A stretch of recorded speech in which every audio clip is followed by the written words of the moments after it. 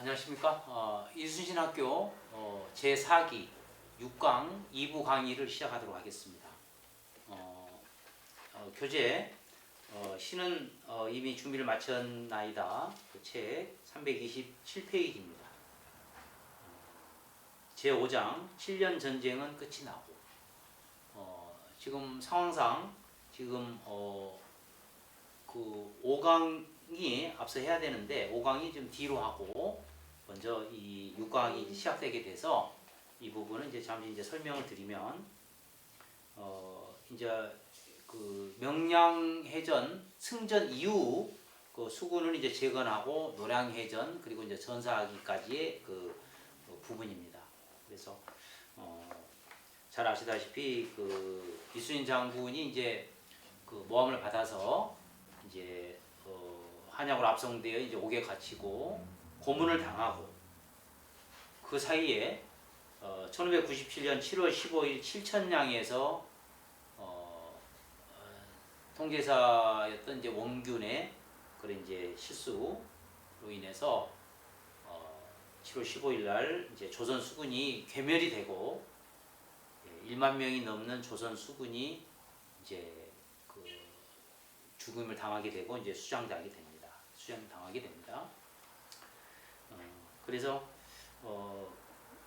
그 이후에 이제 이순신 장군이 다시 백의종군하에 이제 내려오던 이제 길에 삼도수군 통제사로 이제 임명이 되었습니다.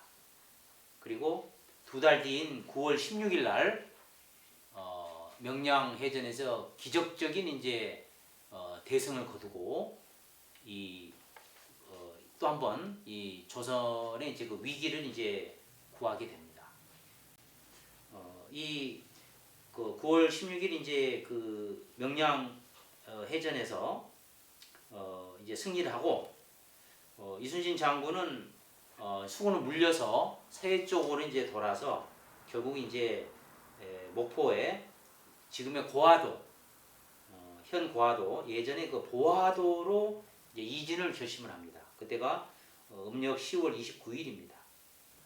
참고로 지금 그 칠천량이 7월 15일 음력입니다. 그 다음에 명량 그 칠천량 해전이 이제 7월 15일이고 명량 해전이 9월 16일 이렇게 그 전투가 15일, 16일 이렇게 벌어지는데 그거는 캄캄할 때는 배가 항해할 수가 없고 전쟁이 힘들기 때문에 이 보름달이 떠서 그래도 좀 항해가 가능할 정도 이제 돼야만 이 전쟁도 벌어지기 때문에 보면은 항상 이 노량해전도 마찬가지고 이 보름 음력 보름 전후 바로 그 직후로 이 야간 전투는 벌어지게 됩니다. 그래서 이제 음력 10월 29일인데 이 음력 10월 29일이면 지금 양력으로는 12월입니다. 양력 12월에 이 보화도를 이진하는데 그 330페이지 보면 백성들과 함께 귀가할 집부터 짓기 시작했다. 어떤 날은 너무 추워서 군사들과 함께 배 밑에서 웅크리고 앉아 탄식했다. 이걸 보면 이제 아무것도 집도 뭐 없는 상태에서 바로 이제 보화도로 이진을 해서 거기다 집을 짓고 이제 이런 이제 진을 갖추기 시작하는데 한 겨울이고 당장 이제 머물 집이 없으니까 이 이순신 장군도 그렇고 이제 휘하 장졸들이 배 밑에서 배 안에서 웅크리고 추우니까 잠을 못 자는 거죠. 너무 춥고 또 식량 뭐 군량미도 충분한 것이 아니니까 춥고 배고픈 상태에서 너무 추우니까 잠을 못 자고 웅크리고 앉아서 탄식하는 겁니다. 밤새 추위에 떨며 밤을 새우는 거죠. 춥고 배고픔 그거를 추울 때 배고플 때는 추위도 아주 참기 어렵고 살을 에이는 듯한 고통이 오는데 이때가 딱 그런 상태입니다. 너무 추우니까 밤새 떨고 있는 거죠. 춥고 배고픈 상태에서 잠을 이룰 수 없어서 밤새 떨고 있는 사람 아마 지금 현 세대에는 없을 겁니다. 그런데 이순신 장군이 이게 뭐 하루 이틀 끝난 건 아니고 상당히 집을 다 짓고 들어가 살 수 있게 될 때까지는 아마 이런 일이 어떤 날은 이랬다 하는 거 보니까 조금 이제 좀 덜 추운 날도 있을 것이고 아주 추운 날이 있을 것이고 그렇게 이런 시간이 상당수 지금 올해 지금 지속이 됐다. 그래서 음력 12월 추운 날을 생각하면 저는 이렇게 그 이순신 장군과 휘하 장졸들의 이 고통스러운 나라를 구하기 위해서 이렇게 희생하고 이 헌신하며 이 고통을 감내하는 이런 그때 그 상황을 떠올리면서 이제 여러 가지 이제 생각이 잠기는데요. 이걸 보면 정말 뭐 직접 경험해 보지 않으면 얼마나 고통스러운지는 짐작이 안 될 것 같습니다. 뭐 추운 날 그냥 저녁을 뭐 밥을 굶고 밤새 떨면서 하여튼 웅크리고 있다 보면 이걸 어느 정도 짐작이 될 건데 지금 하여튼 이 구절 보면 굉장히 좀 이 조상 그 이때 이 임진왜란 왔다 이 싸우면서 나라를 구하기 위해서 하여튼 모든 걸 바쳤던 이 선조들의 그 감사하는 마음을 가지게 됩니다. 자, 330페이지 그 중간에 보면 해로 통행첩이 있습니다. 바로 이것이 자력정신, 창의성의 바로 표상입니다. 이 내용을 보면 제가 한번 읽어보겠습니다. 중간 부위에 그는 고심 끝에 해로 통행첩이란 걸 구상해냈다. 삼도 연해를 통행하는 배는 공선 사선을 막론하고 증명서가 없을 경우 간첩으로 간주해 통행하지 못하게 할 테니 모두 와서 통행첩을 받도록 하라는 명령을 내린 것이다. 그러자 피난민들이 빠짐없이 모여들었고 이에 따라서 이제 곡식을 바쳤는데 이 곡식이 10일 만에 군량미 1만여 석을 얻게 됩니다. 엄청난 일입니다. 자, 명량해전에 이제 승전을 거두니까 이 소식이 이제 조선에 다 퍼졌고 이순신 장군 밑으로 가면 살 수 있다라는 얘기를 듣고 이 흩어졌던 병사들 그리고 백성들이 이 목포 보화도로 몰려들게 되는 겁니다. 근데 이때 뭐 식량이 군량미가 어디 있겠습니까? 이 군량미가 없는 상황에서 이 병사들은 몰려들고 또 백성들도 구해야 되고 그런 상황에서 이 아이디어를 낸 겁니다. 왜냐하면 이때 피난민들은 배에다가 뭐 곡식이나 쌀이나 식량이나 또는 뭐 금붙이든 재물을 많이 싣고 자기 배를 가지고 이제 피난을 왔거든요. 또 피난민들은 이제 모든 어떤 재물이나 이런 걸 소지하고 왔기 때문에 그런데 여기서는 이제 배거든요. 해로 통첩이니까 이 배를 가진 사람들한테 해당하는 내용이니까 그 사람들은 기꺼이 이런 곡식이나 이런 것이 충분히 있었기 때문에 기꺼이 이렇게 바쳤고 어렵게 생각하지 않은 겁니다. 그 결과 1만여 석을 얻게 되었는데 이 쌀 한 가마가 이제 80kg니까 1만여 석은 지금 보면 뭐 쌀 두 가마니까 엄청난 겁니다. 이런 1만여 석의 이제 군량미를 확보해서 이거를 수군 재건하는데 이게 밑받침이 된 겁니다.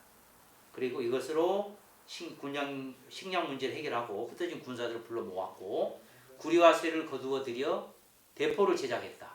나무를 찍어다가 29척의 군선도 만들었다. 그리고 이제 화약은 이 명나라에서 좀 지원을 받았습니다. 그러면서 차차 수군을 재건해 갔는데 그 밑에 보면 331페이지 위에서 다섯째 줄 보화도로 이제 목포 보화도로 온 지 100여일 만에 전선이 명량해전 때 13척에서 42척으로 29척이 늘어났고 병사는 1300명에서 8000명으로 늘어났습니다. 즉 42척이 8000명이니까 판옥선 한 척당 병사는 126명입니다. 격군이 64명이고 전투병이 62명. 이게 약 반반이 격군하고 이제 전투병이 이렇게 되는 거죠. 그러니까 이 100일 만에 약 3개월 만에 이렇게 이제 수군이 재건이 됐는데 이거는 뭐 굉장한 속도죠. 그러니까 이 나라를 구하기 위해서 밤낮 없이 이렇게 판옥선을 만들고 이 병사를 이제 확충하고 이렇게 이제 조선 수군을 재건에 나섰던 겁니다. 그리해서 결국 이 어느 정도 이제 군비가 회복이 되니까 목포 보화도는 이제 너무 왜군들하고 너무 머니까 좀 가까운 데로 가야 되겠다 해서 1598년 무술년에 2월달에 이제 지금의 완도 고금도로 이제 이진을 합니다. 그래서 고금도에 이진해서 덕동에 이제 진을 쳤는데 이 고금도에 진을 치고 나서 이제 5개월 뒤에 어느 정도 이제 그 함대가 늘어났냐면 약 2배인 80척으로 늘어납니다. 80척으로 늘어났고 약 판옥선 한 명당 뭐 120명 따진다면 병사만 해도 뭐 8척에서 약 2배 정도. 예. 그러니까 굉장히 많은 숫자로 이제 늘어난 것이 이제 여기 이제 나오죠. 예. 그래서 병사도 이제 거의 뭐 2배 가까이 늘어서 예, 한 15,000명 정도 가까이 지금 늘어납니다. 그리고 그 다음 페이지 333페이지 보겠습니다. 거기 보면 이제 진린이 바로 나오게 됩니다. 진린. 진린은 어떤 사람이냐? 흉포하기가 이를 데 없다. 그 내용이 332페이지 가운데 보면 자 있습니다. 위에서 8째 줄 명의 도덕 진린의 성격에 대해서 유성룡의 징비록이 나와 있습니다. 그 내용 보면 진린은 성품이 사나웠다. 또는 뭐 진린뿐만 아니라 그 명나라 군사들이 뭐 수령까지 때리면서 욕을 하고 그냥 뭐 새끼줄에 매어 끌고 다니고 이거는 뭐 조선 벼슬아치고 무슨 뭐 병사고 안에 지휘관을 막론하고 그냥 사람 취급을 안 하는 겁니다. 그러면서 이제 그러다 보니까 대신들이 이런 사람을 이순신에 붙였다가는 이순신 장군도 당하겠구나, 패전하겠구나 이렇게 걱정을 할 정도로 그래서 이렇게 이제 걱정을 많이 할 정도로 이렇게 쌓아나온 이제 진린이었습니다. 이 진린이 드디어 이제 명나라 함대를 이끌고 이제 이순신이 진을 치고 있는 이제 고금도로 옵니다. 그게 이제 7월 16일인데요. 여기에도 이순신 장군은 철저하게 대비를 합니다. 그래서 이건 뭐 사슴 뭐 대지 해산물 이렇게 해서 성대한 잔치를 준비를 해서 이순신 그 진린의 그 예를 갖춥니다. 이 조선을 구하기 위해서 이 먼 길을 온 이 명나라 그 장수들하고 병사들한테 이런 대접을 한 것이죠. 그런데 아마 조선 조정에서는 이걸 전혀 못했던 겁니다. 그러다 보니까 뭐 진린도 그렇게 그 사람 취급 안 했겠죠. 그런데 이순신 장군은 성대하게 이렇게 준비를 하고 또 엄숙한 군대 의식을 갖추고 멀리까지 나가서 영접을 합니다. 이 할 수 있는 도리를 다 한 거죠. 그리고 이렇게 해서 이제 군사들을 이제 풍성하게 이제 대접하고 그러니까 진린 장군이 또 명나라 장졸들이 모두 다 이순신 장군을 아주 경외하고 과연 소문대로 훌륭한 장수라고 탐복을 하게 되는 겁니다. 이제 인정을 하고 들어가는 거죠. 그래서 이렇게 이 철저한 준비, 엄숙한 군기를 보고 진린도 이순신 장군은 이제 함부로 못하는 겁니다. 물론 체구도 180cm가 넘는 거구였고, 그래서 적장을 뭐 이 정도로 다루니까 나머지 뭐 그 명나라 그 휘하 장수들이나 병사들은 어쩌겠습니까? 조선 수군을 함부로 우습게 깔아보지는 못했겠죠. 또 백성들도 함부로 그렇게 학대하지는 못했을 것이고요. 자, 그 다음에 334페이지에 제가 보겠습니다. 여기 이 내용은 뭐냐? 334페이지 내용. 여기 보면 이제 그 녹도만은 이제 송요정이 큰 활약을 해가지고 이게 큰 그 조명 그 연합군이 이제 첫 번째 전투가 이 저리도 전투입니다. 지금 공군 이제 거금도 앞에 이제 저리도인데 여기에서 그 녹도만호 송요정의 이제 활약으로 적선 50여 척이 이제 불에 탑니다. 그런데 명나라 수군은 이 풍랑이 심해 싸우지도 못하고 그러다 보니까 적의 수급을 한 개도 배지를 못합니다. 이 보고를 받고 이제 진린이 난리가 난 거죠. 이 공을 세워서 황제에 보고를 해야 되는데 이 수급을 전쟁에 참전해서 수급을 하나도 배지를 못했으니 그걸 어떻게 보고를 할 겁니까? 그렇게 이제 난리가 났죠. 이걸 보고 이순신 장군이 미리 짐작을 하고 적의 수급 40개를 내줍니다. 뭐 진린이 수급 몇 개만 좀 주시오 이렇게 할 수가 있겠습니까? 그거를 창피하게.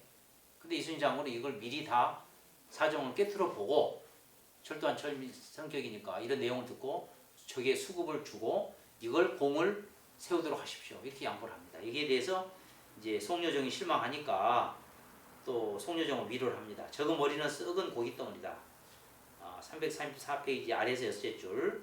적은 머리는 썩은 고깃덩이다. 명나라 사람에게 준들 무엇이 아까우냐. 내 공로는 장계에 적어서 알릴 것이다. 이렇게 하면서 또 부하 장수도 세심하게 배려하면서 위로하는 그런 모습이 보입니다.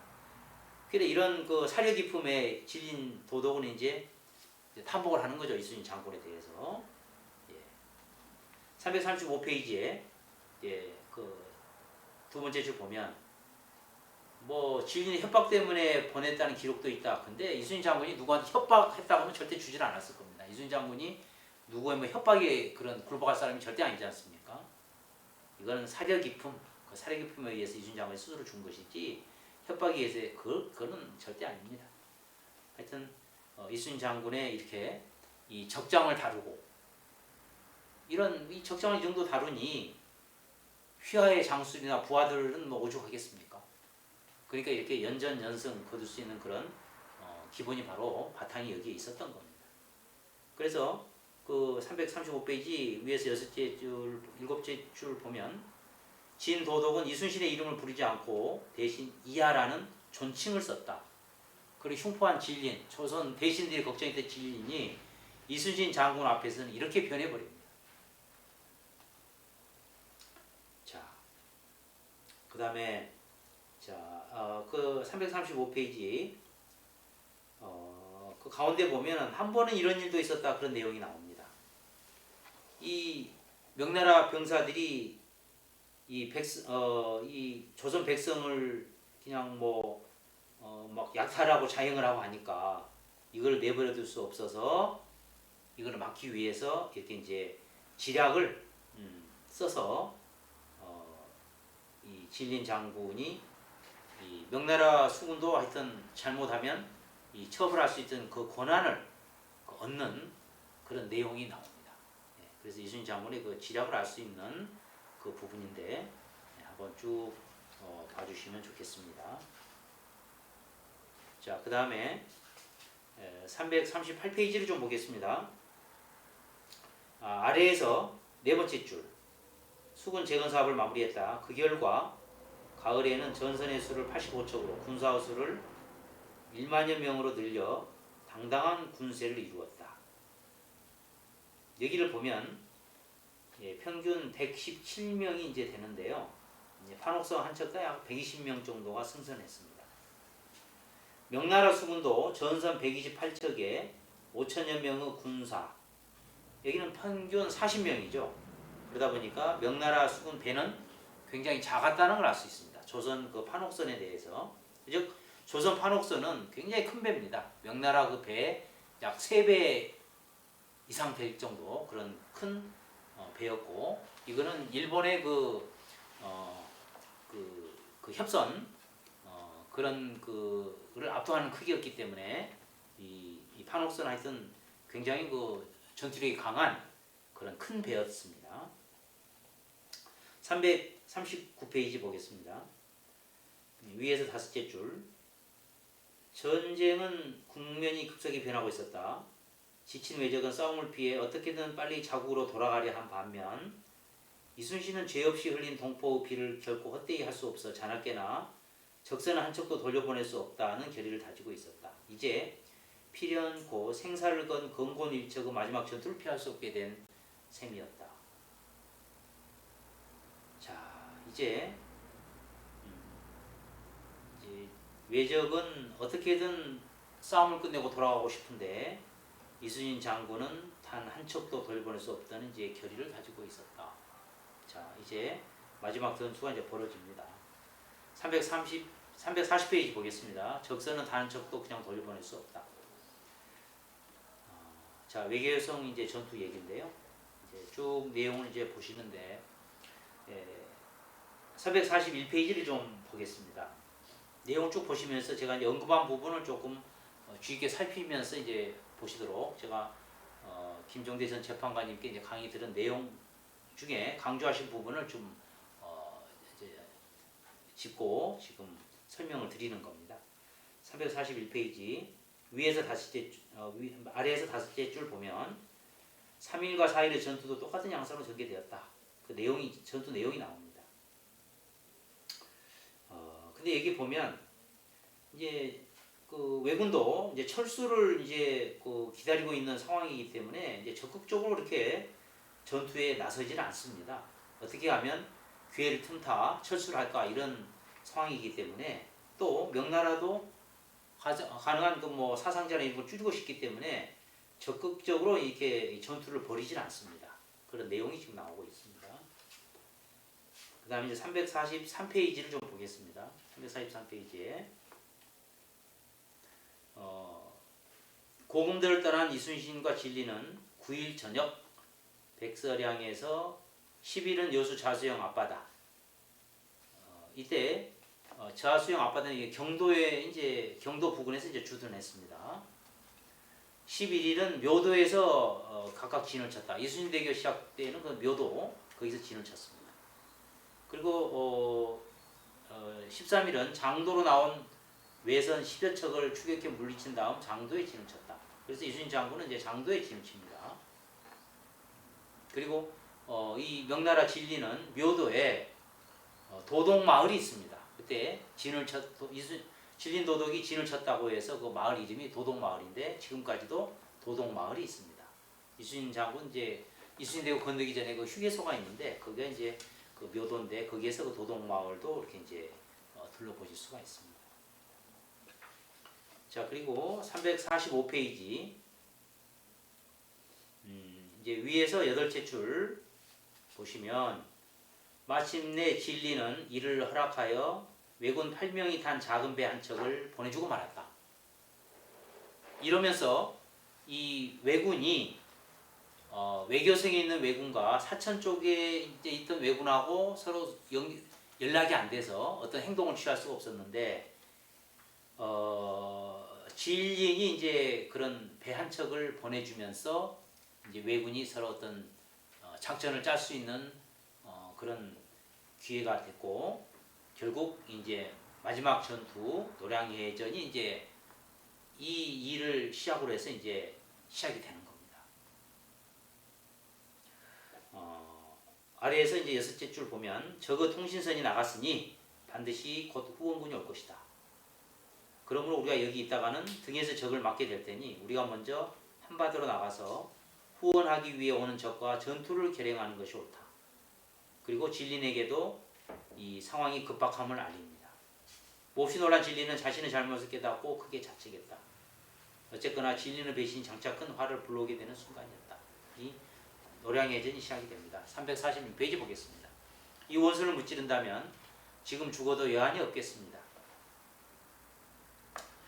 위에서 4번째 줄 보면 이때 사천에 있던 심하즈, 남해에 있던 소, 고성에 있던 다치아나 등 왜적들은 500여 척의 배로 고니시를 구한 뒤 함께 탈출하기 위해 모두 노량바다로 집결을 했다. 이순신 장군은 이것을 미리 간파를 하고 이 구원하기 위해 오는 이 사천 쪽에서 이제 이 노량바다를 통해서 오는 왜군을 섬멸하기 위해서 이제 매복을 하게 됩니다. 그러면서 이 전쟁이 이제 시작이 됩니다. 그래서 지금 보면 347페이지 아래에서 6째 줄 11월 18일 여기도 이제 음력 15일에서 약간 이제 며칠이 지났으니까 약간 지금 이제 어두울 때인데요. 이제 하얀 반달이 이제 뜨는 이런 이제 무렵인데 밤이 어둡기를 기다려 오후 10시쯤 마침내 조명연합 함대는 외교성 앞바다를 떠나 노량을 향해 갔다. 자정이 되자 이순신은 문득 손을 씻고 혼자 가판 위로 올라갔다. 그러고는 무릎을 꿇고 간절한 마음으로 하늘의 마지막 소원을 빌었다. 이 원수를 무찌른다면 지금 죽어도 여한이 없겠습니다. 원컨대 하늘이시여 천인 공로할 지혜를 지은 적들을 꼭 무찌르게 해 주옵소서라고 하늘에 기도를 합니다.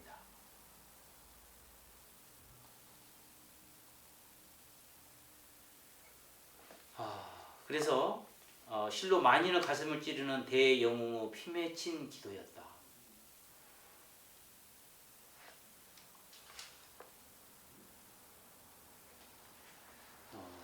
이 자정에 자 여기에서 이순신 장군도 이 전투가 마지막 전투였던 것을 이제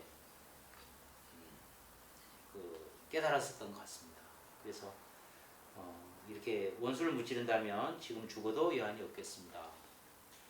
사수약제 사직무감이라 이렇게 하늘에 기도를 하고 마지막 이 전투를 준비를 합니다.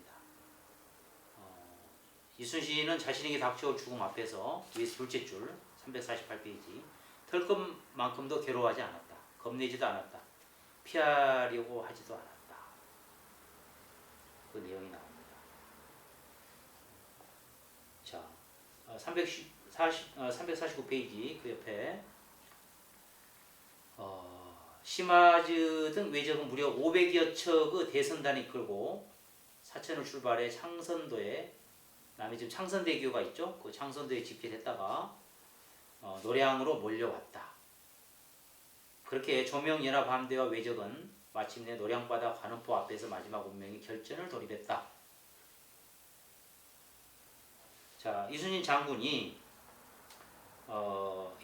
이제 그 왜군이 이 구원하려는 그 왜군이 노량을 통해서 이제 올 것을 알고 미리 이제 매복을 했죠. 예. 밤 오후 10시쯤에 매복을 했고 예상대로 이제 이 왜군이 이 노량을 통해서 이제 구원하기 위해서 이제 오는데 이때 이제 전투가 약간 자정이 좀 지나서 이제 이 전투가 이제 시작이 됩니다. 그런데 여기에 보면 위에서 이제 6째 줄부터 한번 7째 줄 보겠습니다. 명나라 수군은 뒤로 처지고 조선 수군이 먼저 좌우에서 번개처럼 나타나며 일시에 포격을 가했다. 적들은 놀라서 모였다 흩어지기를 반복하며 어쩔 줄을 모르다가 이윽고 전열을 다시 정비해 대항하기 시작했다. 조선 수군은 불붙은 나무를 마구 던져 적의 배들을 불태웠다. 이거는 뭐냐? 초근접전이 펼쳐졌다. 아주 치열한 전쟁이었다는 것이죠. 이게가 이 판옥선은 배가 크고 높으니까 배가 더 낮고 작은 왜군 함선에다가 이 불붙은 나무를 던져가지고 이 불태우기 시작했다는 겁니다. 뭐 나무뿐만 아니라 뭐 이 겨울철이니까 불붙은 볏짚 뭐 이런 걸 해서 이 화공전을 펼쳤다. 이 던졌다. 그건 아주 근접전이었다. 즉 이거는 치열한 전쟁이었다는 겁니다. 원래 조선 수군은 이제 거리를 유지하면서 화포로 공격을 해서 이 전투를 했는데 이때는 야간이고 하니까 이 화포로 공격이 힘든 거죠. 이게 야간이고 해서 이런 화포 공격은 힘들고 이런 그 백병전 마냥 이 초근접전으로 이제 치열한 전투가 벌어진 거고 실제로 이 노량해전에서 많은 조명연합군의 사상자가 나왔습니다. 이순신 장군도 여기서 이제 전사를 하셨고요. 그래서 이렇게 치열한 전쟁이 벌어지는데 왜군들은 지금 풍신수길이 이제 사망하면서 이제 철수 명령이 떨어졌기 때문에 싸울 의지는 없고 어떻게든 철수할 그게 목적이거든요. 그러니까 치열하게 싸울 의지는 없었던 겁니다. 그런데 이제 왜 이렇게 초근접전이 벌어지게 됐느냐? 철수를 해서 이제 매복된 조선 수군에 이제 공격을 당하니까 왜군이 이제 도망을 간 거죠. 도망을 쳐서 먼 이제 바다로 도망을 친다고 한 곳이 바로 남해 관음포로 이제 잘못 빠져 들어가 버린 겁니다. 지금 관음포를 들어가면 매립이 돼가지고 굉장히 좁은데 매립되기 전에는 이게 큰 바다처럼 굉장히 넓은 곳이 포구 형식으로 이 육지로 깊숙이 이제 파인 곳인데 왜군들이 이제 밤이고 하다 보니까 거기를 가다 보면 그 정면은 노량을 통해서 가다 보면 정면에는 섬들이 이렇게 군데군데 있어가지고 막힌 것처럼 보이고 관음포가 넓으면서 이게 큰 바다로 가는 백길로 보입니다. 밤이고 하니까 왜군들이 그 관음포로 이제 빠져 들어간 거죠. 지금의 그 관음포보다는 훨씬 더 몇 배 정도 지금 매립이 돼서 좁지 굉장히 넓습니다. 옛날에는. 그래서 그 관음포로 이제 빠져 들어갔고 이게 이제 쥐도 이 골목길에 이제 몰리면 고양이를 문다고 여기서 이제 치열한 전쟁이 벌어진 겁니다. 초근접전으로. 그래서 여기에서 이제 근 새벽 무렵까지 여기에서 치열한 이제 전투가 벌어져서 이제 초근접전이 벌어졌고, 날이 새 무렵 적들은 조선 수군의 맹렬한 공격을 더 이상 견디내지 못하고 관음포 안으로 도망쳐 들어갔다. 바다가 막혀 달아날 길이 없자 적들은 다시 돌아서서 죽기로 대항했다. 뒤처져 있던 명나라 수군도 적과 맞붙었다. 그래서 이 새벽 무렵까지 이 치열한 전투가 이제 벌어지고, 역시 또 관음포에서 이런 정말 그냥 죽기 살기 싸움이 벌어진 것이죠. 예. 그래서 이런 너무 치열한 전쟁이다 보니까 명나라 장수 그 아래에 나옵니다. 등자룡. 이 고령의 나이에도 자원해가지고 축전을 한 그런 그 중국에서 굉장히 존경받는 이제 장군인데요. 이 등자룡 장군도 이 노량해전에서 일단은 이제 전사합니다. 7순이 넘었습니다. 그래서 이 관음표에서 이제 치열한 이제 전쟁이 벌어지고, 이거는 뭐 전투가 하여튼 이제 새벽 무렵, 그 다음에 이제 오전 내내 그 이제 오전 해 뜨기 전 새벽 오전 8시, 9시 이때까지도 계속해서 이제 전투가 이제 벌어집니다. 그래서 아래쪽에 349페이지 아래 보면 아래 셋째 줄, 이날의 전투는 과거 다른 해전에서는 볼 수 없던 초근접전의 양상으로 전개되었다. 이 때문에 조선 수군은 불붙은 나무나 화기를 적의 전함에 던져 불을 질러 깨뜨리는 방법을 썼다. 이 화공입니다. 대포의 길이도 아주 소형인 호준포를 쓸 수밖에 없었다. 그래서 이 정말로 엄청난 치열한 이런 이제 전쟁이 이제 벌어진 것이 이제 설명이 되어 있습니다. 그래서 이제 다시 한번 정리를 하면, 제가 위에서 조금 그 설명을 제가 좀 잘못 드린 것 같습니다. 그래서 이 싸움이 자정이 지나서 이제 노량을 통과하는 그런 이제 그 왜군 구원하러 오는 이제 시마즈 등 그런 이제 왜군의 그 구원병을 이순신 장군이 매복시켜둔 이제 조선 수군이 먼저 이제 그 잠복에 있다 공격을 하게 됩니다.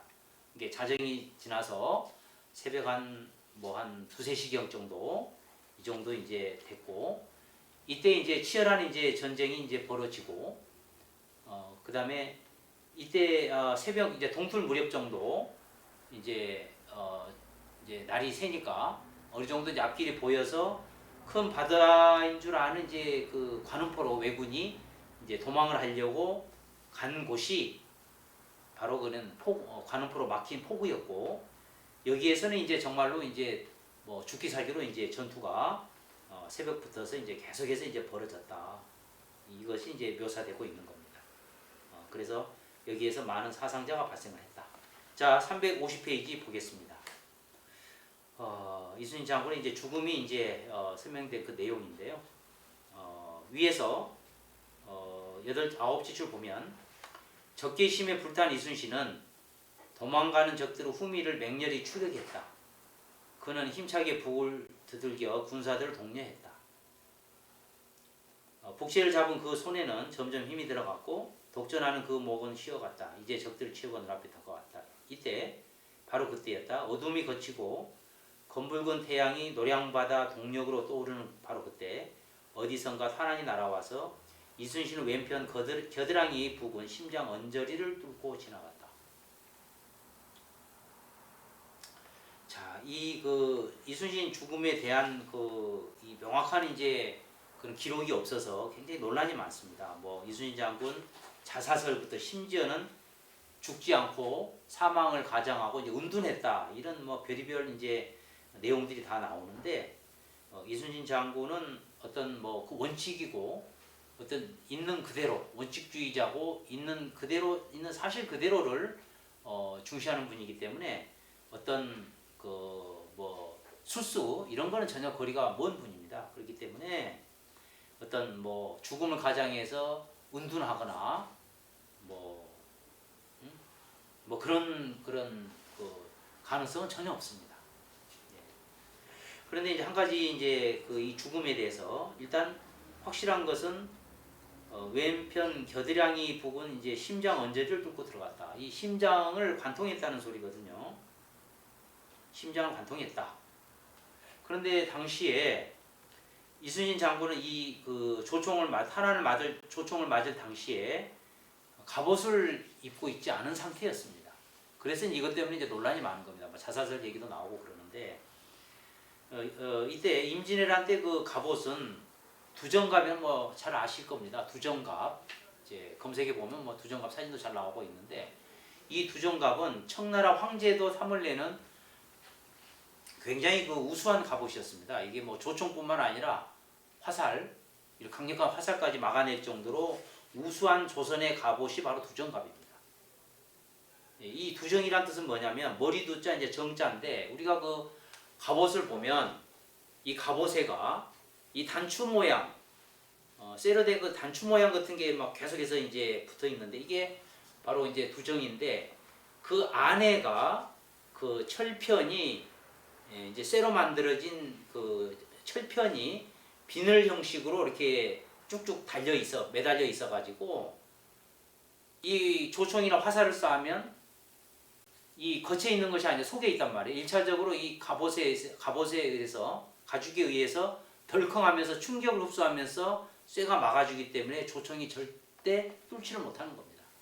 그렇기 때문에 이 노량해전에서 그 유형으로 기억하는데 그 유형이란 장수는 노량해전이 끝나고 나서 자기 두정갑을 벗어보니까 조총 탄알이 6개인가 7개인가 박혀 있었어요. 그 말은 이 급소를 다 방어를 하고 이 조총이 갑옷을 절대 뚫지를 못하는 겁니다. 근데 심장을 관통했다는 것은 이 두정갑을 입지 않았다는 것이고 실제로 이순신 장군은 이 갑옷을 입고 있지 않았습니다. 그게 여기에 대해서 이제 논란이 많은 겁니다. 어떤 사람들은 갑옷을 입고 있었는데 이렇게 옆에 그 장수가 이제 장군을 그 조총을 맞으니까 이거 고개를 이제 엎드려서 이렇게 보다가 이때는 그 조총이 이제 맞았다 관통이 이렇게 하는데 엎드린 상태에서는 심장이 관통이 안 되죠. 요 그 옆을 그 이렇게 엎드린 사이에서 그걸 스쳐서 지나갈 수는 있지만 심장이 관통은 되지는 않는 겁니다. 그런데 그래서 그것은 아니고 갑옷을 입지 않은 상태에서 이 조총을 맞았다. 그리고 또 그 윗줄에 북을 두들겨 군사들을 독려했다 이런 내용이 나오는데 이 북이 매달린 장소는 북을 울려야 되니까 노출된 장소거든요. 그런데 이런 그 엄폐가 없고 노출된 장소에서 이 북채를 잡고 이제 독려했다는 거 거기에서도 이렇게 이제 여러 가지 이제 논란이 이제 많이 있는데 일단 하여튼 저도 이제 개인적으로 왜 갑옷을 거치지 않았을까? 왜냐면 명량해전 때도 이순신 장군의 그 대장선이 맨 앞에 나가가지고 외선을 갖다가 이제 막다 보니까 이 옥돌목에서도 이 이순신 장군 대장선을 왜군 몇 척이 포위를 해가지고 이 치열한 전투가 벌어지는데 그때도 이 전면을 다 포위해가지고 치열한 전투가 벌어지는데도 이순신 장군이 그때도 이상이 없었거든요. 그런데 이렇게 거의 전쟁의 그 승기를 잡은 그 노량해전에서 이렇게 갑옷을 입지 않고 이렇게 총탄을 맞고 돌아가셨다는 것에 대해서 이제 많은 이제 논란이 있습니다. 그러나 이순신 장군은 이렇게 쉽게 뭐 자살하거나 그럴 분은 절대 아닙니다. 자, 아래에서 350페이지 아래에서 두 번째 줄 보면 지금 싸움이 한참 급하니 내가 죽었다는 말을 내지 마라. 이 넘어가는 숨을 참으면서 마지막 그 유언으로 이걸 내려놓고 이제 눈을 감습니다. 그래서 이순신 장군이 이 말을 하고 이제 눈을 감았고 이거는 이제 전투는 이제 계속해서 치러집니다. 그래서 351페이지 보면 가운데 줄 보면 그는 전쟁을 치를 때마다 죽음을 예상했고 이에 대한 마음의 준비를 해왔다. 나라 백성을 위해서는 언제든지 죽어도 좋았고 그리하여 죽는 것은 그러지 못하며 사는 것 삶보다 낫다는 뚜렷한 사생관을 관직에 나올 때부터 이미 확립해 두었다. 이런 이제 내용이 있습니다. 자, 352페이지 쭉 이제 내용을 보겠습니다. 350페이지 이제 위에서 7줄 보면 영혼 가고 성웅이 다시 오는 그 순간 떠오르던 태양도 잠시 멈춰 장군은 죽음에 애도했고 산과 바다는 새 성웅의 탄생을 축하하며 진동했다라고 되어 있습니다. 이순신 장군은 그러니까 음력으로 1598년 11월 19일 날 전사를 하셨습니다. 그 올해로 보면 이제 그 2021년 경우에는 양력으로 1월 2일이었거든요. 그런데 이 11월 19일 날 이제 그때 당시에는 이제 양력으로 12월 달 그리고 이 전산 날도 보니까 이제 벌써 12월 16일 날 그렇게 이제 보름 다음 날 이렇게 이제 돌아가신 거죠. 네. 그래서 이 전투는 항상 이렇게 보름 또는 그 보름 전날 이렇게 이제 직후로 이렇게 전투가 벌어졌다는 거. 그리고 이제 살아서 영웅이었고 이제 죽어서는 성웅이 됐는데 이거는 이제 상당히 그 멋진 그런 표현이라고 생각합니다.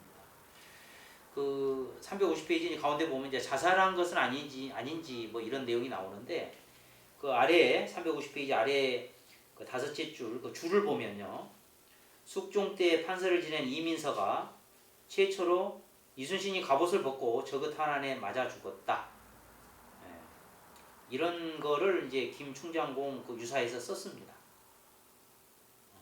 그래서 이제 그 이후에 이제 이런 그 자살서들이 계속 나오는데 일단은 다른 걸 떠나서 이 두정갑은 조총이 두정갑을 뚫을 수 없는데 심장이 이제 관통됐다는 것은 갑옷을 입고 있지 않았다는 것은 이제 확실한 사실이 됩니다. 그래서 이제 그 353페이지 보면 이순신의 자살설을 이제 뒷받침하는 이런 뭐 설도 여러 가지가 나오는데 그것을 한번 이제 쭉 보셨으면 이제 좋겠습니다. 그 위에 이제 6째 줄 요거는 이제 위장 위자가 써 있는데 이제 갑옷 주자는 조금 틀리는데 그것이 이제 면주 선등 이렇게 됐는데 이제 주자가 좀 오자가 돼 있어 이렇게 나온 거고요. 그다음에 354페이지 맨 아래 관음포해전은 치열성에 대해서 나와 있습니다. 이 근접전의 성격이고 최후 전투였다. 그래서 355페이지 보면 이제 위에서 이제 8째 줄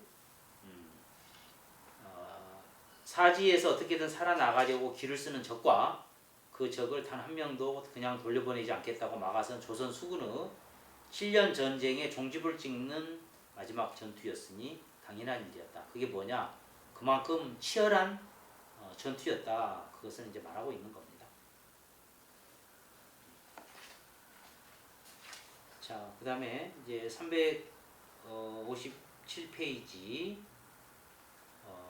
그게 보면 이제 그 고니시 중간 아래 중간 가운데 보면 왜군 장수 시마즈는 자신을 시종하는 병사들이 대신 화살을 맞고 죽어서 겨우 병선 50여 척을 이끌고 구사일성으로 빠져나갔고 고니시는 이게 그 자기를 구하러 온 그 시마즈 여러 그 왜군들이 하여튼 그 치열한 전투가 벌어지고 있는데 이거를 우회해가지고 이걸 도울 생각 안 하고 우회해서 묘도 서쪽 해역으로 빠져나가서 남해 그 끝자락 미조목을 통해서 탈출합니다.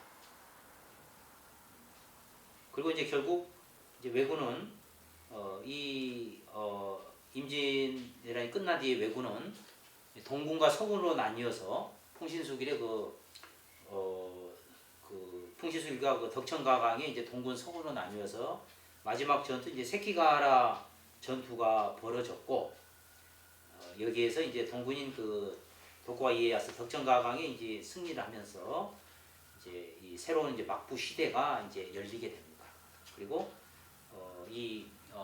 고니시 유키나가는 이제 서군에 섰다가 이제 죽음을 당하고 그 풍신 그저 사이가 나빴던 이 그 고니시 유키나가 사이가 나갔던 이제 그 사이가 나빴던 그 가토기와 마사 가등청정은 이제 동군으로 붙어서 이 세키하라 전투를 이제 치르게 됩니다.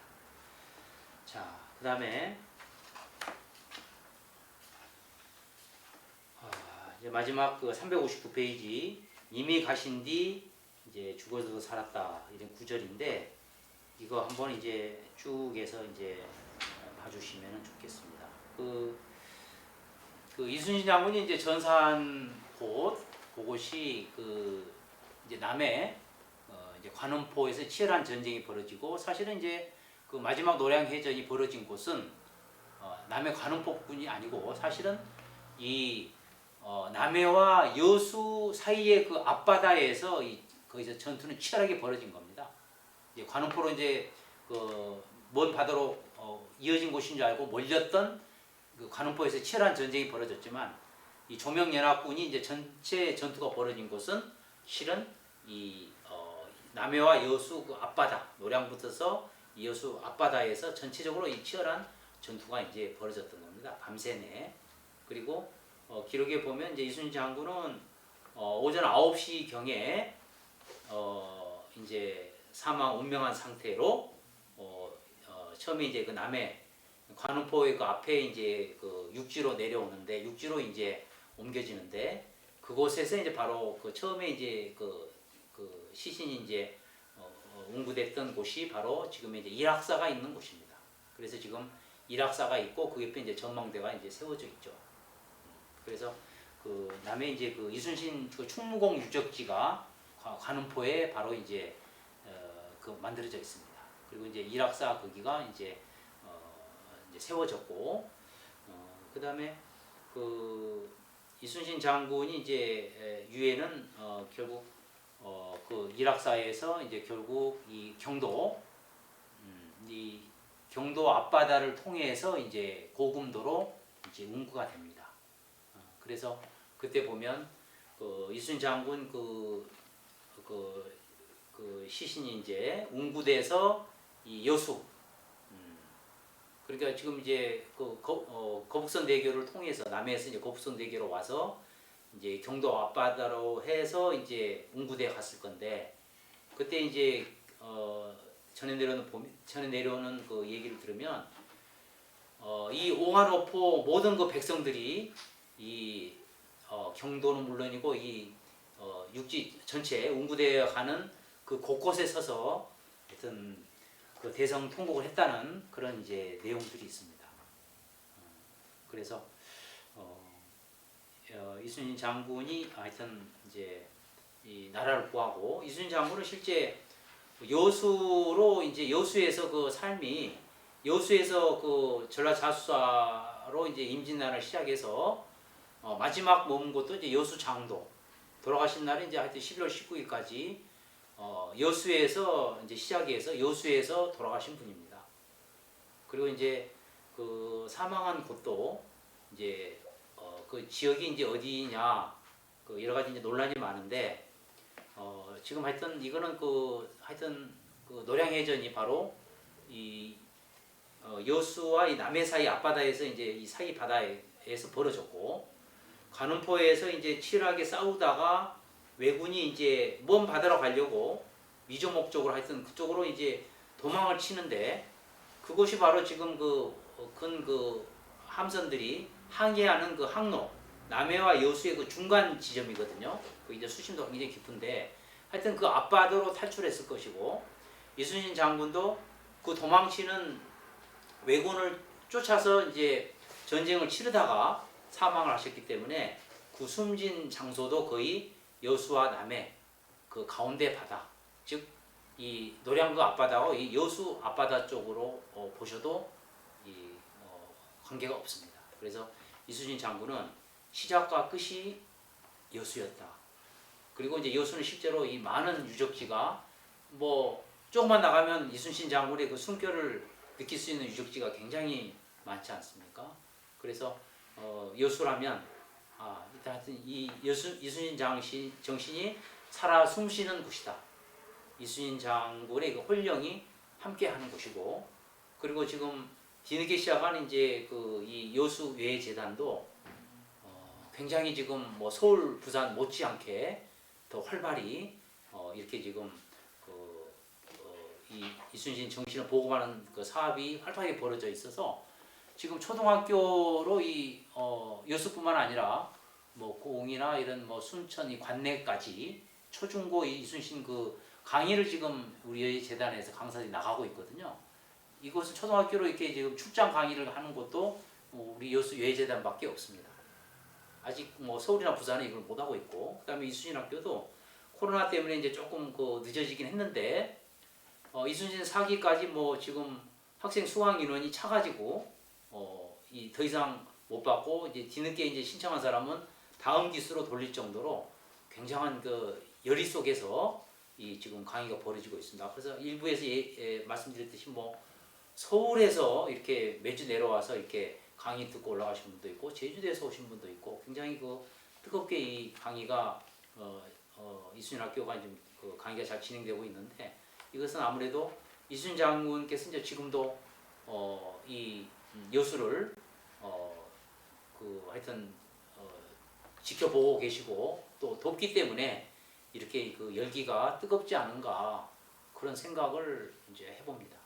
그리고 제가 이 조그만 이 중소도시 여수에서 이렇게 그 재단을 설립하고 또 이순신 학교를 하여튼 이제 세워서 강의를 해나가는 게 굉장히 쉽지는 않은 일인데 저도 이제 초대 이사장을 맡아서 정말 온 힘을 다해서 이제 부족한 능력임에도 온 힘을 이제 다해서 이렇게 이제 재단을 설립하고 지금 이제 이렇게 강의도 하면서 이제 힘을 보태고 있는데요.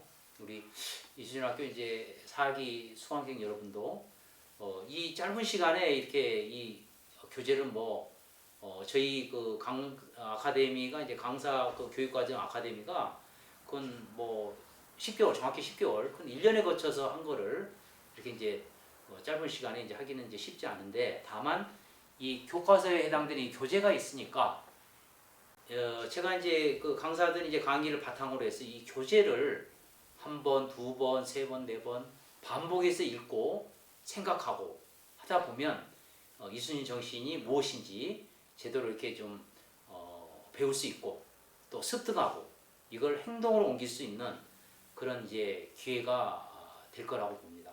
그래서 저도 활도 쏴보고 또 이제 얼마 전에 뭐 오래되지는 않았는데 재작년부터 이제 승마도 배워서 직접 이제 말도 타보고 하는 게 이걸 알아야 활도 쏴보고 또 말도 타보고 해야 이런 이순신 이런 그 관련된 이제 내용을 공부를 하고 읽을 때 실감이 되고 이해가 좀 더 쉽게 할 수 있거든요. 그렇기 때문에 계속해서 이순신 정신을 이제 이해하기 위해서 이순신을 알기 위해서 많은 노력을 하는데 그것도 우리 이 4기 수강생 여러분께서도 계속해서 좀 많이 배우고 그래서 우리 배운 걸 갖다가 또 우리 강사들도 계속 배우는 겁니다. 그래서 또 알려주시고 그렇게 해서 한 몸, 한 마음으로 계속해서 이순신 정신을 이제 배우고 보급하는데 같이 나갔으면 좋겠습니다. 그래서 이순신 제가 이제 키를 언급했었는데 보면 이순신 장군이 키가 몇이냐 아는 사람이 그렇게 많지는 않았어요. 그런데 하여튼 굉장한 거구였다. 180이 넘어서 한 183 정도로 그런 뭐 장신이었다, 거인이었다 그런 거 하고 그 다음에 그 이순신 장군 저도 굉장히 뭐 표준영정, 뭐 친일파 그런 뭐 화백이 그린 거라 뭐 장우성 화백이 그린 거라서 표준영정에서 이제 그 자격이 없다 뭐 이런 막 논란이 많은데 이순신 장군 용모에 대해서도 굉장히 제가 많이 궁금해하고 이거 조금 이해하려고 하는 많은 노력을 했는데 그것도 바로 이순신을 좀 더 알아야 또 정신도 알고 또 이런 가까워지기 때문에 그런 이제 많은 노력을 하고 있는데요. 이순신 그 장군의 이제 그 외모에 대해서도 좀 말씀을 이제 좀 드리자면 굉장히 미남이었다, 준수했다, 잘생긴 연예인급이었다 이렇게 보시면 됩니다. 이순신 그 장군의 그 용모에 대해서도 보면 이제 교재에 있습니다. 서해 유성룡의 그 내용도 단아한 선비다, 뭐 이런 준수한 선비다 이런 내용이 있고 그러는데 한결같은 표현은 단아한 무인같이 뭐 우락부락한 이런 사람이 아니고 단아한 선비다. 그런데 그게 표준 영정하고 거의 좀 일치되는 모습으로 보입니다. 그래서 이순신 장군은 지금 이거 참 이런 말씀을 드리기가 조금 그런데요. 이순신 장군의 이제 홀령을 이렇게 이제 홀령을 자주 이제 대하는 그런 스님이 한 분 계시는데 남해 무량함의 이제 범실 스님이신데 그 스님이 말씀하신 이순신 장군의 외모는 전에 사극 이산이라고 있습니다. 그 이산의 배우 하고 좀 많이 지금 닮았다. 그래서 그걸 한번 검색해서 보시면 한번 좀 그걸 좀 참고로 믿거나 말거나 합니다. 그거를 좀 보시고 이순신 장군 용모가 그렇구나. 그게 보면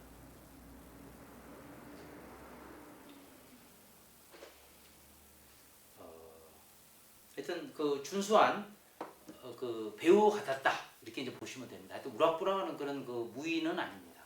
예, 그럼 하늘이 내린 분이시기 때문에 그만큼 좀 준수한 분이었다 이렇게 지금 그게 지금 맞는 것 같습니다. 그래 하여튼 단아한 선비, 하여튼 준수하다 이런 표현이 이제 대체로 따라오고 그 다음에 이제 성품도 굉장히 사력 있고 치밀하다. 그 다음에 철저하게 준비한 그런 이제 거북선에서도 그런 면모를 이제 보실 수가 있습니다. 그래서 사실은 이 코로나로 정말 이제 갑작스럽게 지금 이제 준비된 영상 강의다 보니까 정말 부족함이 많습니다. 이게가 그래서 이 점 양해해 주시고 죄송스럽게 생각하고 이게 부족한 강의 이걸로 마무리하겠습니다. 네, 수강해 주셔서 감사합니다.